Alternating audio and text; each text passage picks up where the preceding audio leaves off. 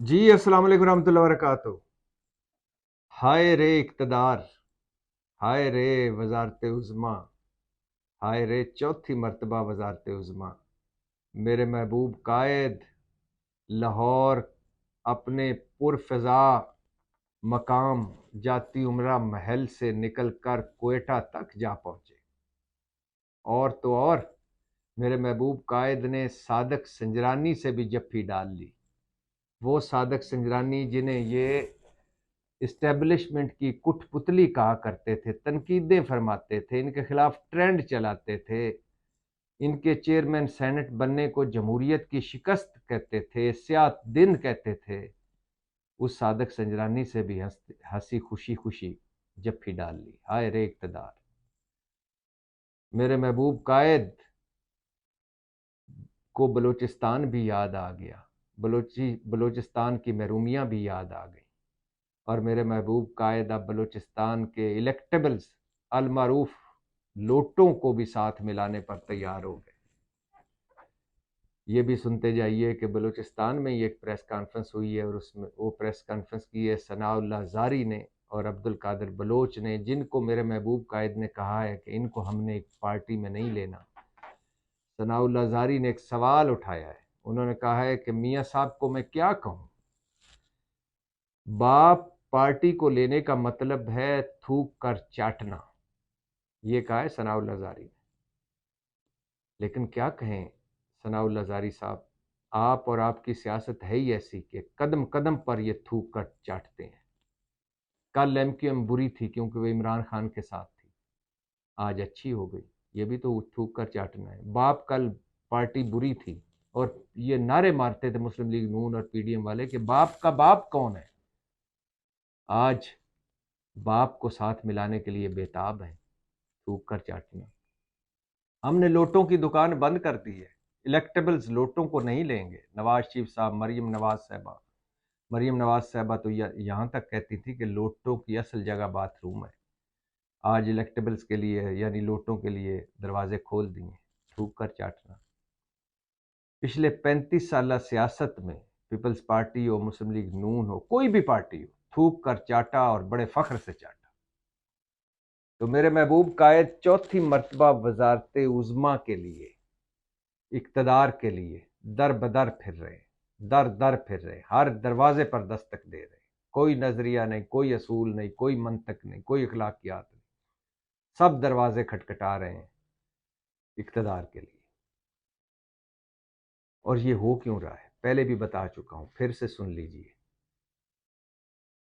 میرا محبوب قائد بیانیہ لیس ہے، ووٹ کو عزت دو دفنا چکے، پرفارمنس لیس ہے، 16 مہینے کی شہباز حکومت نے ساری کسریں نکال دیں، مقبولیت لیس ہے میرا محبوب قائد، نہ وہ پرانی مقبولیت ہے، نہ مسلم لیگ کا پرانا جاؤ جلال ہے، حتیٰ کہ پنجاب میں۔ پھر کیا وجہ ہے؟ ایک اور وجہ، عمران خان جیل میں ہے، تحریک انصاف تتر بتر ہے، تحریک انصاف کو سیاسی جلسہ چھوڑے کارنر میٹنگ کرنے کی اجازت نہیں ہے، لیکن اس کے باوجود تحریک انصاف مقبول ہے مسلم لیگ نون سے، اس کے باوجود عمران خان مقبول ہے نواز شریف سے، اور یہ جو مقبولیت کا فاصلہ ہے تحریک انصاف اور مسلم لیگ نون میں اور عمران خان اور نواز شریف میں، یہ اتنا زیادہ ہے کہ وہ اگر اس فاصلے پر جائیں تو لگ پتہ جاتا ہے۔ تیسری وجہ، میرے محبوب قائد نے جو اصل سروے کروائے ہیں پنجاب میں، اس میں مسلم لیگ نون تحریک انصاف سے کہیں پیچھے نظر آتی ہے۔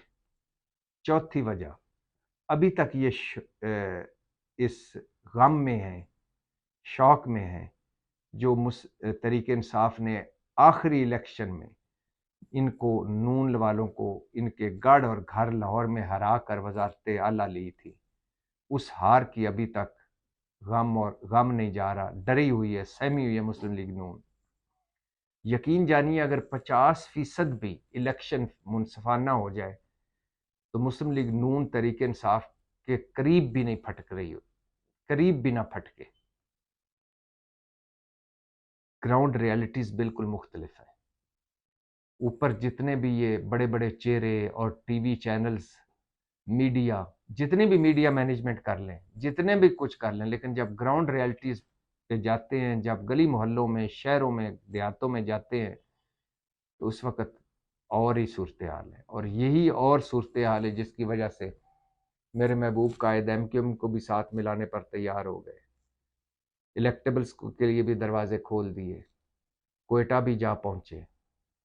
हाय रे इक़्तिदार, मेरे महबूब कायद के कई अभी पुलसरात पार करने हैं। नाहली का पुलसरात, वो कि रस्मी कार्रवाइयाँ हैं, लेकिन है तो सही।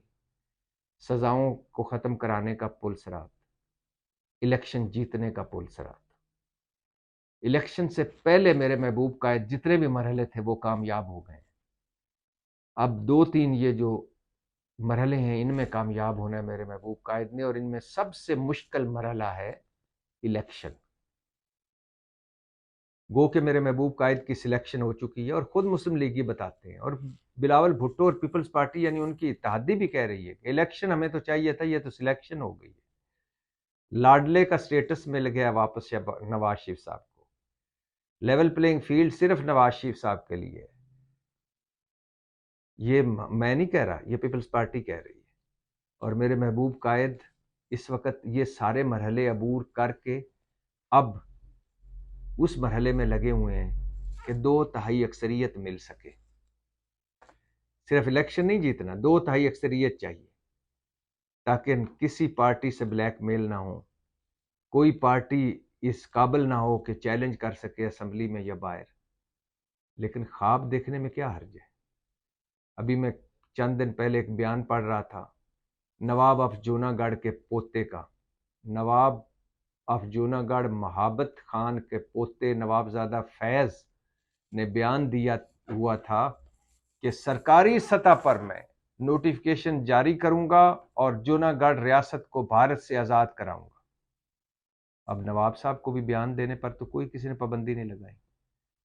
इसी तरह के ही आजकल मेरे महबूब कायद भी नवाब ऑफ जूनागढ़ के पोते की तरह के बयानात और ख्वाब देख रहे हैं। गो कि मेरा महबूब कायद जो भी आज ख्वाब देख रहा है, जो भी ख्वाहिश कर रहा है, वो पूरी हो रही है। लेकिन हज़ारों ख्वाहिशें ऐसी कि हर ख्वाहिश पे दम निकले। मेरे महबूब कायद के लिए इलेक्शन, मुस्लिम लीग नून वाले खुद कह रहे हैं कि ये हमारे हमजा शहबाज से, नवाज शरीफ साहब से, मेरे महबूब कायद से लेकर हमजा शहबाज तक कि हम अपनी सियासी ज़िंदगी का सबसे मुश्किल तरीन इलेक्शन लड़ रहे हैं। लिहाजा मेरा महबूब कायद हर दरवाजे पर जा रहा है। हाय रे इक़्तिदार, पाकिस्तान जिंदाबाद।